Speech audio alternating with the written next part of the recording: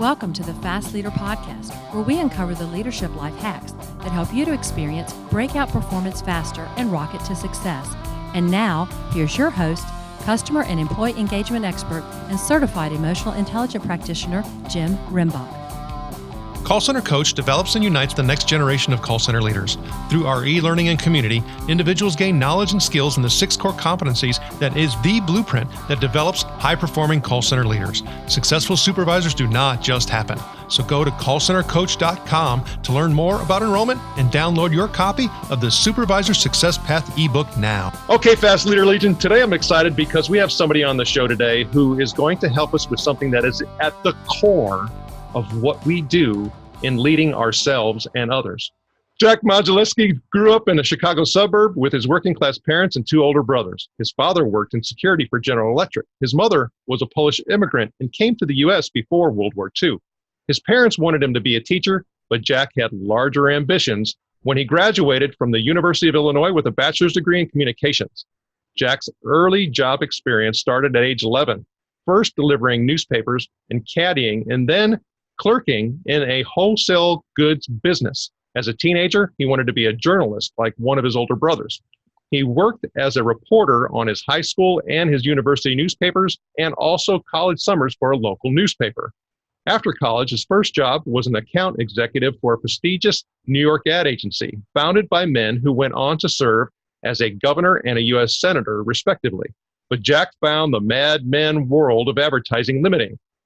So he pursued his first love, which was journalism. He earned a master's degree in journalism at Northwestern University, and he then worked as an award-winning reporter covering government and politics in Illinois. During that time, he also hosted a public radio affairs show on a Chicago hard rock station. He made the transition to public relations when he accepted a job thinking he would try PR for a year. That was the first of his 33 years working for international public relations firms and dozens of advertising clients. Jack spent the last 26 years of his agency career with Fleishman Hillard, a leading global communications firm. Most recently, he was president of the Americas with responsibility for FH's largest group of regions and its 1,800 people. Earlier in his Fleishman Hillard career, he spent years as president overseeing its offices in Europe. At FH, his teams won many prestigious awards, including a Gold Lion with client General Motors at the Cannes Film Festival for Creativity and Global Agency of the Year from PR Week. Jack has attended 5 World Economic Forums in Davos, Switzerland, and has spoken at WEF conferences on 4 continents. Jack is now chief executive of Jackknife PR, which provides communication advisory services to corporations, startups, and nonprofit organizations. In his book, Talk is Chief: Leadership, Communications, and Credibility in a High-Stakes World, Jack shares with current and future leaders his lifelong experiences advising organizational chiefs on messaging, media, marketing, crisis management, and stakeholder relations. Jack also serves his community as the board chairman of the Better Government Association and as a co-chair for Northwestern University's Capital Campaign. In 2015, he was inducted into the Medhill Hall of Achievement at Northwestern. Jack currently lives in Chicago with Susan Kiner, his wife of 41 wonderful years. Jack Modzelewski, are you ready to help us get over the hump? I sure am, Jim. I'm glad you're here, and I'm really excited about what we're going to share. But before we do that, I've given my Legion a little bit about you. So can you share with us what your current passion is so that we get to know you even better? Well, my current passion remains being involved in society. You mentioned that I'm chairman of the Better Government Association. I've always had an interest in not just politics, but government issues, problems all around us that government is trying to solve. And that's why I've been involved in this organization for almost 9 years. We just had a very big event where we had the mayor of Chicago and some other major speakers there.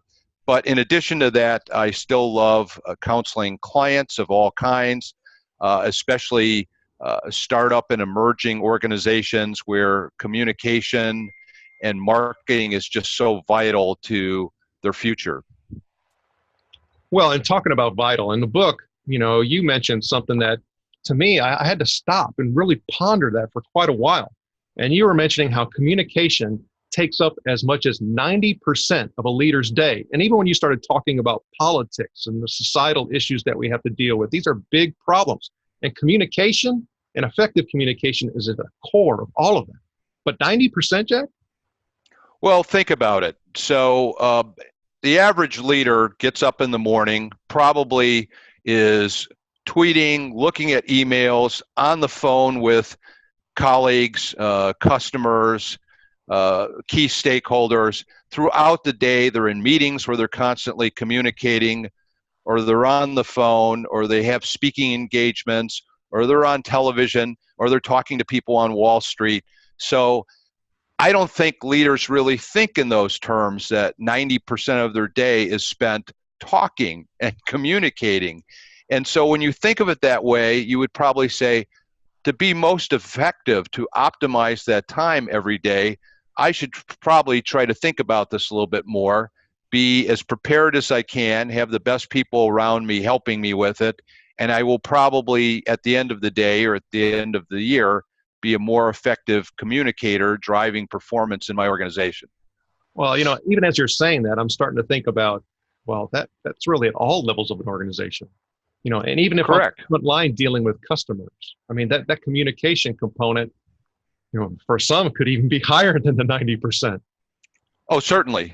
And I'm sure there are people who spend 100% of their time communicating, but at the leadership level, I mean, if you're at the top of the organization, it doesn't have to be just a chief executive. It can be anyone in a major leadership position. It's even more important because people pay attention to what you say every day, and whether there's any change in direction, or whether they're picking up on trend lines or nuances that might change how they do their jobs or the direction in which the organization is going. So that's why leadership communication is so important, especially in this day and age, because it is so transparent. There was a time, and I worked during that time back in another century, in the 20th century, where leaders may occasionally give a speech. They might occasionally send a message or an email around to the organization. And that didn't happen very often. And leaders weren't very visible. Today, they're constantly visible.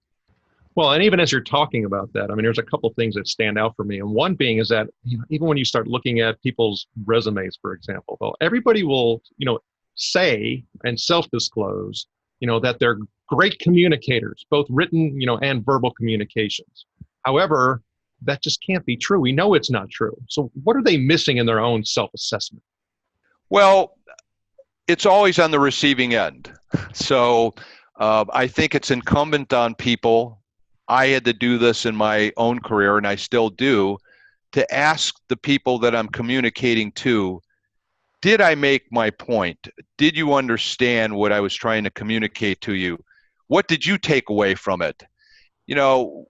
Whether we're watching the news or watching a movie or engaged in a conversation with friends or colleagues, we always walk away saying, what did we take away from that experience? And I think that's the key part of communication. If people listen to someone talk for 20 minutes and they tune out, then the communicator failed. But if people come away with, geez, that person said 2 or 3 very compelling things that I can use in my own life, that I can use in my own job, that I can invest in, whatever it might be, then they've communicated effectively. From a self-assessment standpoint, people have to take a look at their own communication style and methods and practices and be judged by others that they're trying to communicate with. Well, even as you're saying that, I start thinking about, well, there's a whole neuroscience behind this then. There is, and certainly I would never pretend to be a neuroscientist, but I have read some books on it. I have paid attention to, the cognitive abilities of human beings. And what makes this most important today is that there are so many distractions around us, as you know. People sit at their desks and they have all these options. They can do work, they can communicate with friends and colleagues, they can shop if their company policies allow them to shop online during the day. Tremendous distractions all the time. People are constantly on their phones, tweeting, doing Instagram, and so forth. So this is what people are competing with when they're trying to reach people. And, that's why leaders have been trained, and the ones who are really best know how to be very concise in making their points and trying to get it down to a soundbite of, 10 or 15 or 20 words that people are actually going to remember.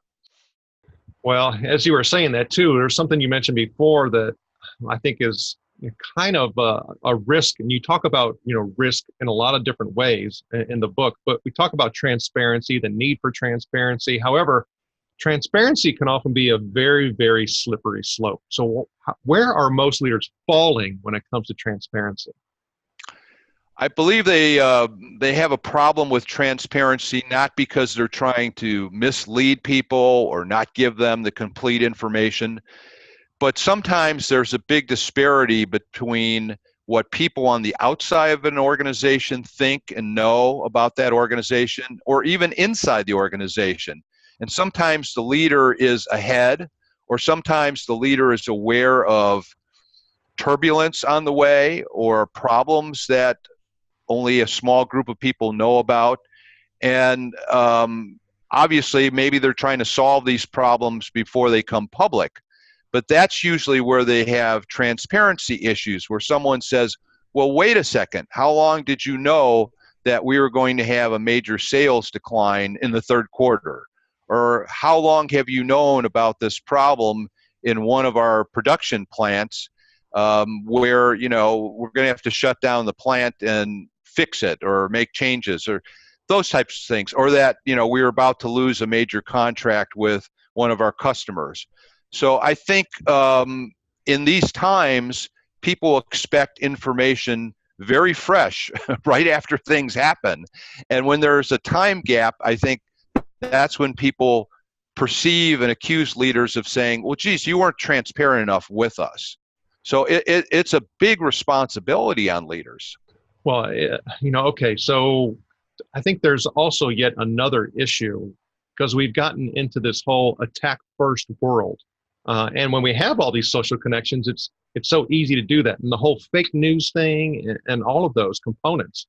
So I mean, how can a leader actually be more mindful and cognizant, of these types of things and prepare for them? Because crisis is going to happen. However, I think it seems that most people don't prepare for the crisis to happen. They just kind of let it happen, and then they try to react. And by that time, like you were mentioning, it's just too late. So how can people prepare better so that they don't have that gap and they don't stumble when it comes to responding? Well, two things I'll talk about real quickly. One is that in any organization, and smaller organizations, I think, struggle with this, but the larger organizations who can afford to have people listening to whatever social media is occurring around an organization, that whole ecosystem, those people have the responsibility to tell their leadership, you know what, we're hearing about something out there and it's not good. And people have the wrong perceptions about what we're doing, or a new product that we introduced, or something, that we didn't do in their minds. So that's good information for the leader to say, okay, if that's the perception of us right now, outside in the external world, it's probably also the perception inside the company. So we have to do something about that. We have to change that. We have to address that. Communication can be part of addressing, but action is also part of it. Do we have to change our strategy? Do we have to shift something internally? In terms of preparing for something that can really be a bad event, maybe even a catastrophic event for a company, normally called a crisis, the other way in which leaders and their organizations can prepare is to make sure that a lot of people are vigilant about things that could happen, that have a high probability of happening. They can look at other organizations around them in their own industry or other industries and say, or ask, can that happen to us? Do we have that same problem? because often a crisis starts out as a smaller issue that's been ignored, neglected. Human beings have a tendency to say, well, geez, maybe this will go away, or maybe I can fix this before my boss and his boss knows about it. And so you want to have the kind of open environment where people are willing to tell leaders, I see a problem here. I see a potential crisis for us. Let's get out in front of this. And then it's the leader's job to organize people to try to resolve that before it turns into a really serious problem. And that's often the things that we see in the media that turn into big blow-ups. Many of them could have been prevented. Well, and in the book, you talk about the 10 commandments of crisis management. And if you can, I'd like to run through those real quick. Please. So you have the truth always surfaces, and you alluded to that a second ago. Own the crisis and demonstrate progress. You can never gain friends and allies and advocates during a crisis, only before. So you always have to be doing that preparatory work. Control the communications agenda as much as possible. And then you talk about never make predictions or raise false expectations about anything out of your control. Speed matters. You talked about that too. Reputation is a corporate asset, and employees can be in the best position to spot those trends. You mentioned that as well. And it says avoid finger pointing, and then cover-ups kill companies. And we've seen all of these things play out just within the past probably 12 months. Yes. In the book, you just have a slew of both positives and negatives of people who've actually managed these 10 commandments. But when you start talking about communications, you mentioned that it could be a weapon. What do you mean by that?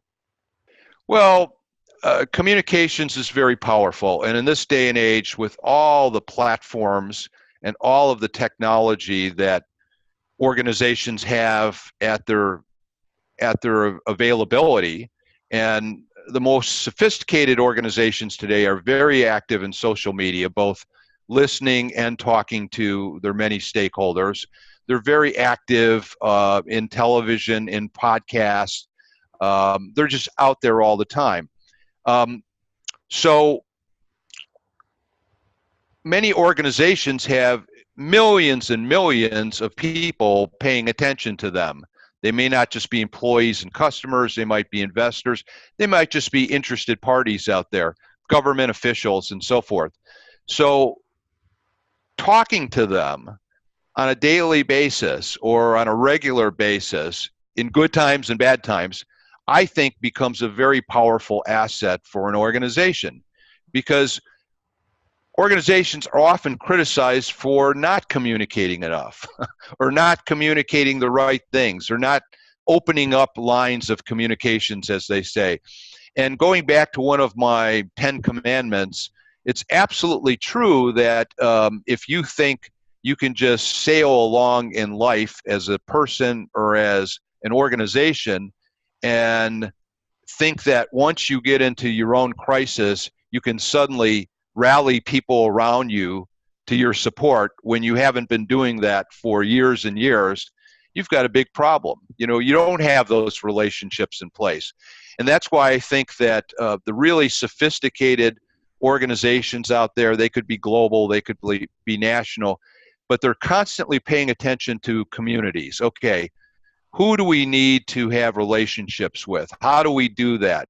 Who meets with them? Who talks to them? What kind of communications channels do we have? What kind of content are we sharing with them?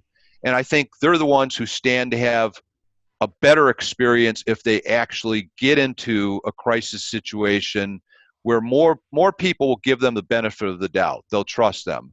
Trust can go away really quickly, though, if you're doing the wrong things in a situation. Well, and as I was going through this book, it stood out to me for in several different instances. And you were talking about the whole employee engagement thing, the customer, engagement element, several different factors associated with growth, disruption. All of these things we see displayed out, in our economy. And then you go back to this whole communication is at the root of all of this. You can't have a good culture. You can't have good employee engagement. You can't have good customer engagement. You can't have a good reputation without the communication element. Right. And I believe that today's modern leaders, many of them do understand that, but I think that they underperform a bit in that obligation. Some are better than others. And one story I like to tell that's in the book is I was speaking a few years ago to a business class in New York City at New York University. And at one point I asked the class, how many of you want to be entrepreneurs? And a lot of hands went up. How many want to work in financial services and so forth? And then I asked, how many of you want to work in communications? And one lady kind of shyly put her hand up.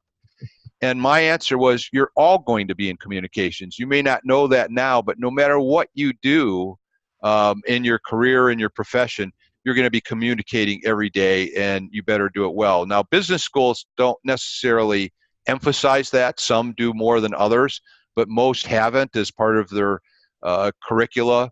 So I think it's very important for people to understand that it relates to everything. As you mentioned, reputation, culture, trying to be a high performance organization, trying to be believable and trusted by consumer bases, all of that.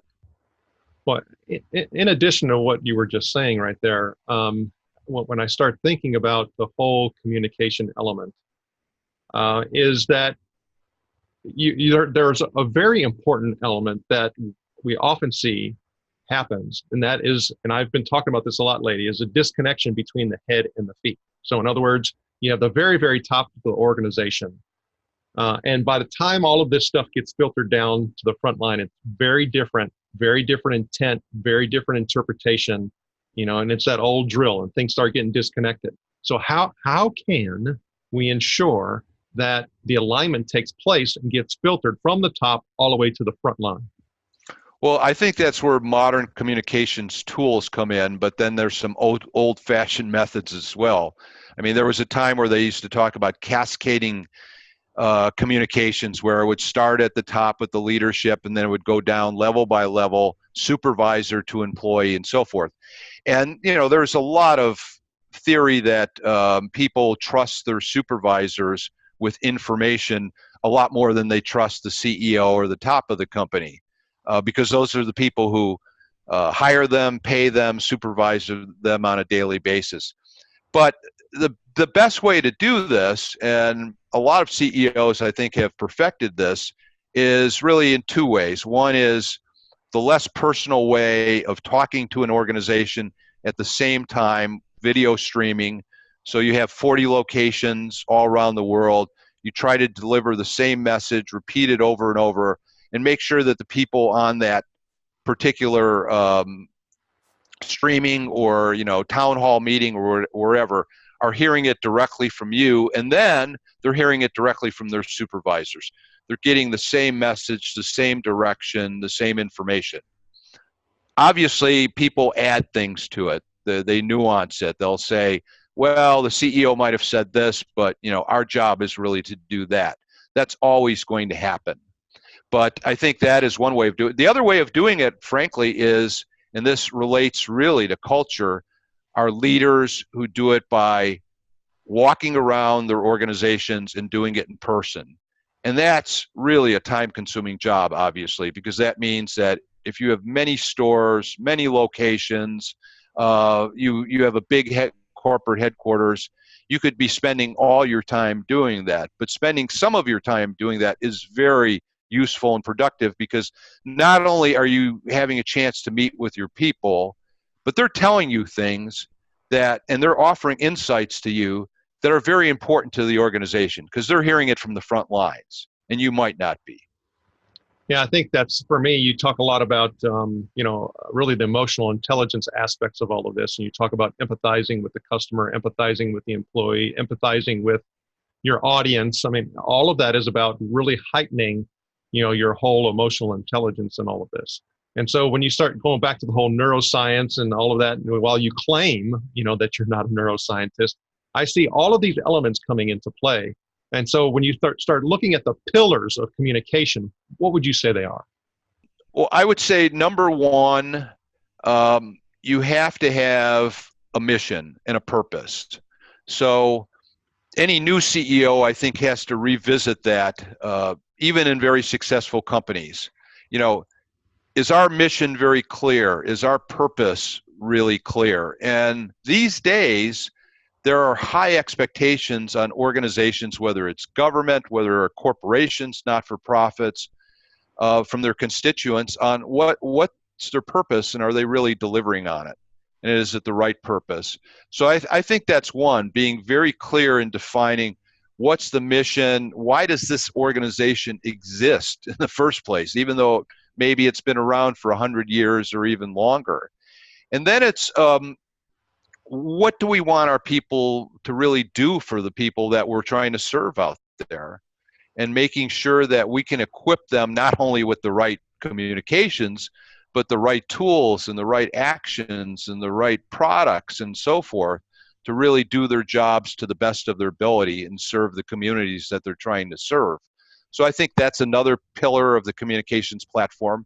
And then there's certainly, what differentiates us from others. And that's a big thing today because so many organizations can look alike, sound alike in how they present themselves to the world, but how do you really differentiate yourself? And I think that comes down to what really does make us different. What's in our DNA that makes us a little different from that company, these other guys over here?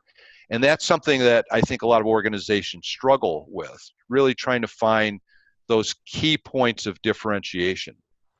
That reminds me of a conversation that I had with somebody at a trade show. I walked up to their booth. They were a business process outsourcer. I saw all these statistics in their global footprint of all their locations and things like that. And I said, okay, so I can go and there's 10 other companies like you just here. I said, what makes you different? And so then he starts rolling into these statistics and and I said, well, wait a minute. Then he started telling me this story about and down in South America, they actually have a milk subsidy program for their employees because milk's like $5 a gallon. They pay their employees $3.50 an hour, and they even give these coupons to family members, and so their people can buy milk. And it's a huge employee engagement opportunity for them because it really also they piggyback that with their overall focus on employee. And I told him, I said, if it was me and somebody came up to me and they said, what do you guys do? I said, the first thing out of my mouth would be, we subsidize milk.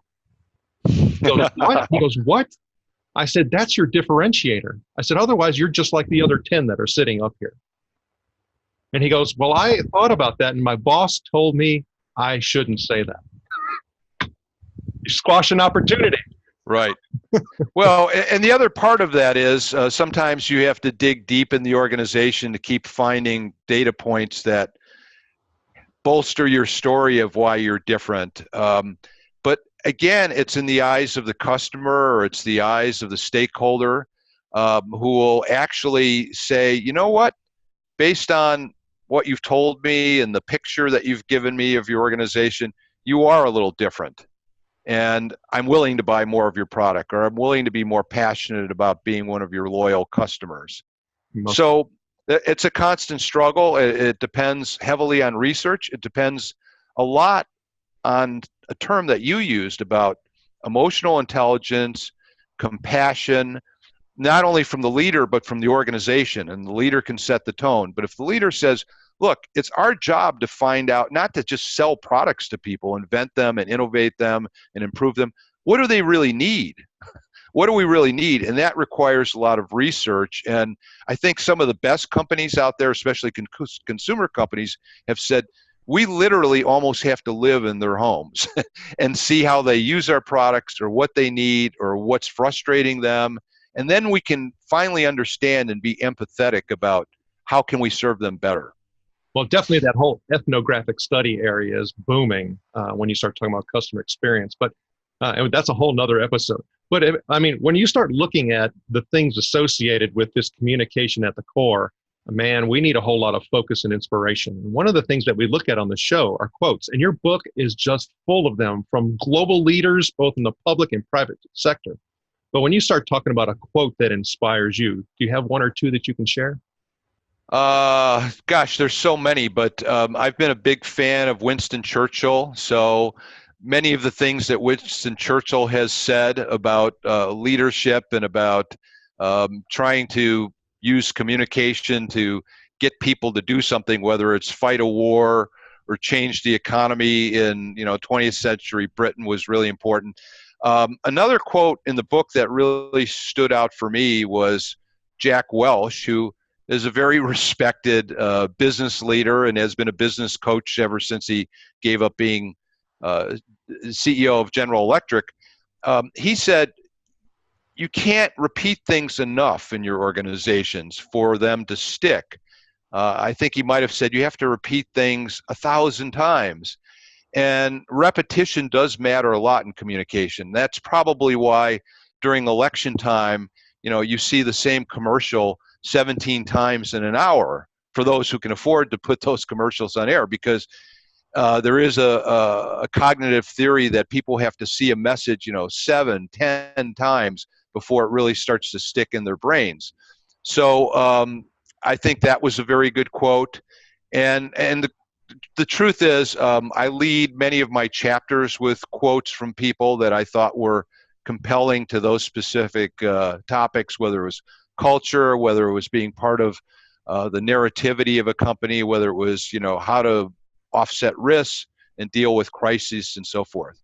Well, and with that inspiration, sometimes we have to find it ourselves. We on the show we talk about times when we've gotten over the hump. When we've had that lesson and that learning, and it's hopefully put us in a much better direction. Is there a time that you've gotten over the hump that you can share? Yes, there was certainly a time where I was in a situation with a client who was in a crisis, and obviously they were in some state of denial because they didn't really believe that what had caused the crisis came from one of their plants, one of their factories, from their products, and had to sit in a room with the senior leadership who cared a lot about their consumers and about delivering the best quality products, but were not prepared to take the real actions in the speed that they needed to reassure the public and to reassure their customers and others that they were going to do the right things. And it turned pretty combative and argumentative, especially with the CEO. And I had to be both the advocate for what had to be done and the counselor, but also kind of the peacekeeper in the room to make sure that we weren't going to lose control of the situation, that people weren't going to start blaming each other and walking out of the room and so forth. That's happened more than once, but I remember in this particular instance, it was a very, very tense time, and everyone's blood pressure was up and everyone's pulse rate was up. And the main thing in a situation like that is a person, several people have to keep calm. You have to keep calm and make decisions and make them as quickly as you can with the best information you can, and just keep going. I think there was a quote that when you feel like you're in hell, you have to just keep going, keep walking through it. So the whole persistence and resilience piece, I think is key in all of this. But however, there's many times where a person's career has come to an end, because of this failure of communication. And even you cited a statistic talking about from I think 2017, saying something like 900 plus CEOs were either terminated, had to be or had to resign. And so when you start talking about all of this issue as far as communication, do we see a time by which that number is going to decline, or are we going to continue to see that rise until a whole generation essentially decides to retire? Right. Well, of those 900 in 2017, or of some in the past year who have had to give up their jobs as leaders, some of them did stem from communication mistakes or things that they did that they tried to cover up with the wrong communication, instead of trying to own the problem, live up to it, and say, yes, I'm going to have to move on. I made a mistake here. There's been a few examples of that recently. The CEO who just left McDonald's, who acknowledged that he had violated company policy. he made a mistake, he apologized for it, and he's out of a job. Others are out of jobs strictly for performance or because their shareholders or their other investors don't think that they're doing a good job, and their boards of directors show them the door and bring in someone else as a leader. So I don't think it's going to stop happening. I don't think it's going to decline, because the expectations on organizations these days, especially those that are publicly traded and have so many people dependent on them, the expectations are extremely high, and they're almost daily expectations. Well, in the book, you talk about communication being a lubricant of your leadership, and I like the way that that was actually put together. But when we start talking about, the book, when we start talking about your life's work and what you're doing now at Jackknife PR, I have to imagine that you have, several goals. But if you can really focus in on one, what would be one of your top goals? I think my top goal with this book and what I might do with whatever runway I have left in my consulting career is to keep impressing, especially on a new generation of leaders who are much younger than me. This is important. Communication on a daily basis is important. And as I said in the title, I think it is a management function. It's a strategic function of organizations. It underscores the credibility of not only you, the person, but also of the organization itself. And if you do it right, it can enhance performance. So I keep talking about it and offering my advice on how to do it and how to do it right, because leaders today are so busy. Their hair is on fire all the time. They're dealing with 18 things every hour. And when someone says, well, you got to communicate better, they kind of take that for granted, but it's the how. And the how is often accomplished by the people around them who are helping them with that. And the Fast Leader Legion wishes you the very best. Now, before we move on, let's get a quick word from our sponsor. An Even Better Place to Work is an easy-to-use solution that gives you a continuous diagnostic on employee engagement along with integrated activities that will improve employee engagement and leadership skills in everyone. Using this award-winning solution is guaranteed to create motivated, productive, and loyal employees who have great work relationships with their colleagues and your customers. To learn more about An Even Better Place to Work, visit beyondmorale.com/better. Okay, Fast Leader Legion, it's time for the Hump Day Hoedown. Okay, Jack, the Hump Day Hoedown is the part of our show where you give us good insights fast. So I'm going to ask you several questions, and your job is to give us robust yet rapid responses that are going to help us move onward and upward faster. Jack Modzelewski, are you ready to hoe down? Yes, I am. All right. So what is holding you back from being an even better leader today? Time. I think we're all constrained by time, and I'm just the type of person who likes to stay on top of so many things, and it seems like there's not enough time in a day to do that. What is the best leadership advice you have ever received? It was, no matter what happens, especially in bad times, maintain your confidence, keep smiling to your people around you, keep challenging them, and make sure that they never look at you and say, wow, this is the end. It should really be the leader who keeps people going in any situation and gets them through it and inspires them to the next level. And what is one of your secrets that you believe contributes to your success? That I've always been fairly direct with people. When a client asks me to give advice on a problem, once I analyzed it, once I talked to people, I'd say, this is what I think you're going through. I think this is the issue. I think this is how people see it from the outside, and this is what you should do. So I've always been very direct in the advice that I've given. And what is one of your best tools that helps you lead in business or life? The opinions of others. I don't know if that's a tool, but having those relationships where you can bounce your ideas, your feelings about things off of other people, your intuition, and say, what do you think? Would you do it this way? When you get advice from other smart people, it really makes a big difference. You can never come up with all the right solutions on your own. And what is one book that you'd recommend to our Legion? It could be from any genre. Of course, we're going to put a link to Talk is Chief on your show notes page as well. I've read so many great books in the last few years. I really like two books by politicians or government leaders from different parties.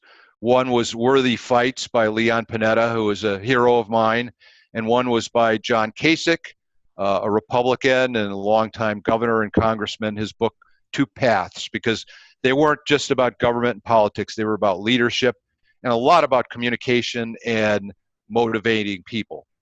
Okay, Fast Leader Legion, you can find links to that and other bonus information from today's show by going to fastleader.net/Jack Modzelewski. Okay, Jack, this is my last hump day out on question.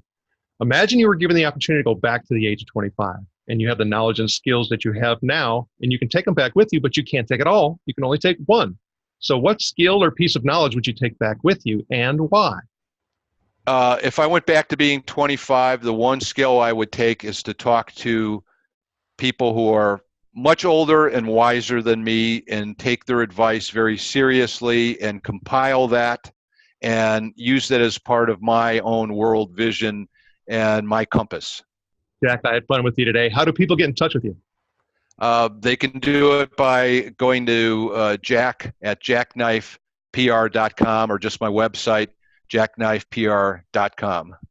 Jack Modzelewski, thanks for sharing your knowledge and wisdom, and the Fast Leader Legion honors you and thanks you for helping us get over the hump. Thank you for joining me on the Fast Leader Show today. For recaps, links from every show, special offers, and access to download and subscribe, if you haven't already, head on over to fastleader.net so we can help you move onward and upward faster.